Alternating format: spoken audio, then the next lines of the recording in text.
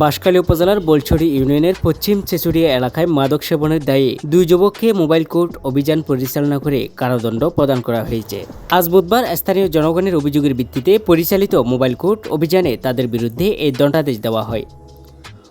উপজেলা প্রশাসন সূত্রে জানা যায়, দীর্ঘদিন ধরে আটককৃত দুই ব্যক্তি ইয়াবা ও গাঁজা সেবন এবং মাদক সংশ্লিষ্ট কর্মকাণ্ডে জড়িত থেকে এলাকায় সামাজিক অস্থিরতা ও বিশৃঙ্খল পরিবেশ সৃষ্টি করে আসছিল।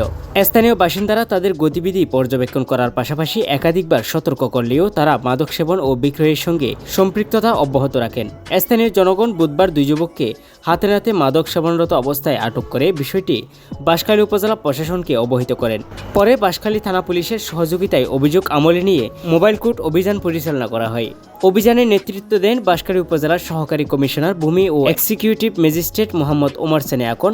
ভিডিও স্বীকারোক্তি, স্থানীয়দের সাক্ষ্য এবং সার্বিক পরিস্থিতি পর্যালোচনা শেষে বলছড়ি ইউনিয়নের ৭ নং ওয়ার্ডের পশ্চিম শেষুরিয়া এলাকার নুরুল ইসলামের পুত্র মোহাম্মদ জসিমউদ্দিনকে ১ বছরের বিনাশ্রম কারাদণ্ড এবং মুজাফর আহমদের পুত্র মোহাম্মদ সরওয়ার আলমকে ৬ মাসের বিনাশ্রম কারাদণ্ড প্রদান করা হয়। আপনার ভাইয়ের ছেলে লাগে, মানে বাড়ির পাশে লাগে, অনেকবার বলেছে, কিন্তু তারা এটা বদল আছে।